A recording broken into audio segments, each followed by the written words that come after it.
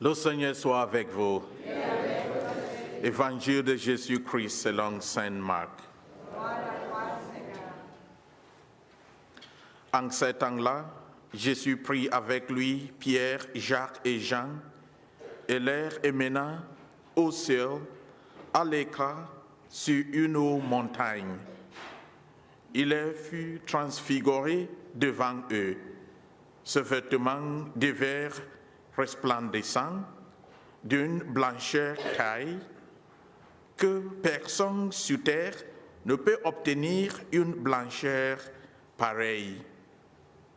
Élie leur apparut avec Moïse, et tous deux s'entretinrent avec Jésus. Pierre alors prend la parole et dit à Jésus, « Rabbi, il est bon que nous soyons ici.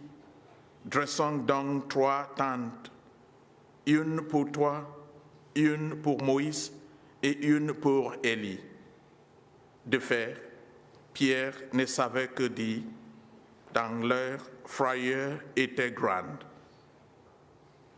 Sur une nuée qui le couvrit de son ombre, et de la nuée, une voix se fit éteindre. Celui-ci est mon fils bien-aimé, écoute-le. Soudain, regardant tout autour, ils ne virent plus que Jésus seul avec eux. Ils descendirent de la montagne et Jésus leur ordonna de ne raconter à personne ce qu'il avait vu, avant que le Fils de l'homme soit ressuscité d'entre les morts. Ils restèrent fermement attachés à cette parole, tout en se demandant entre eux ce que voulait dire ressuscité d'entre les morts. Acclamons la parole de Dieu.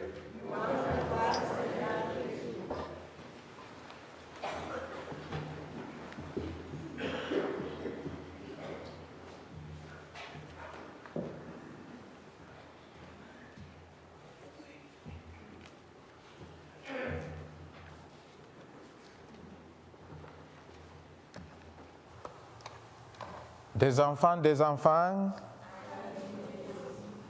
vous êtes prêts? Je vais vous poser 2 questions. La réponse est oui ou non. Question numéro 1. Abraham est-il notre père dans la foi? Oui ou non? Pourquoi?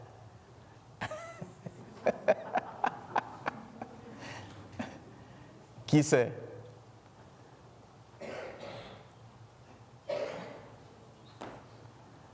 Même c'est mon serviteur, oui?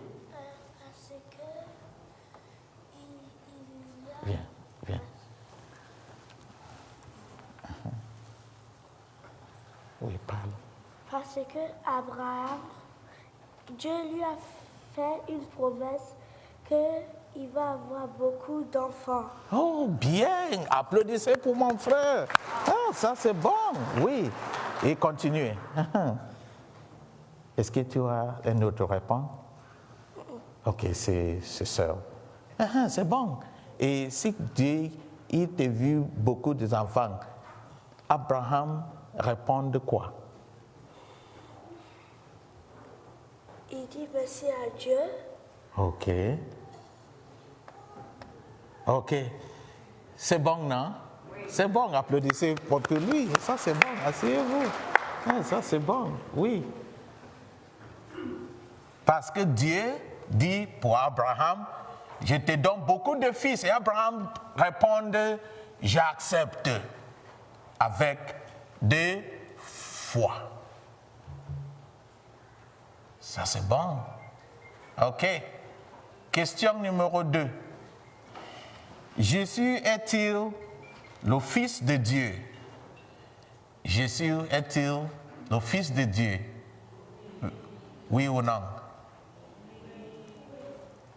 Pourquoi?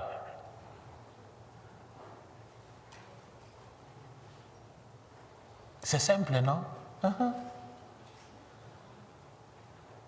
Parce que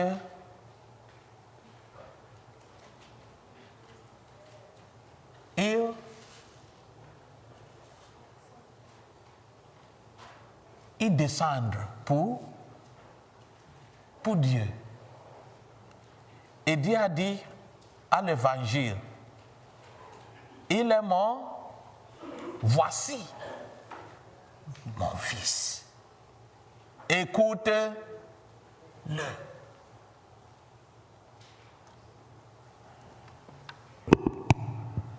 Mon question, c'est fini. Maintenant, pour mes frères et sœurs, et pour vous aussi, mes enfants, le thème de mon homélie est « Construisez votre foi ». Construisez votre foi. Notre première lecture nous parle de la foi d'Abraham. Abraham était tout à fait disposé à sacrifier son fils unique Isaac. Isaac était son fils unique et l'héritier présomptif. Abraham et Sarah étaient tous deux très âgés. Aurait-il, pour donner naissance à un autre enfant? Cette question ne peut être jamais venue à l'esprit d'Abraham lorsque Dieu lui a demandé de sacrifier son fils. Son sourcil était que Dieu était avec lui et qu'il pouvait réaliser l'impossible. Dieu pourrait lui donner un autre fils. Abraham avait vraiment bâti sa foi sur Dieu. Ce temps de carême est pour nous un moment pour renforcer notre foi en Dieu. Nous devons marcher de plus près avec Jésus.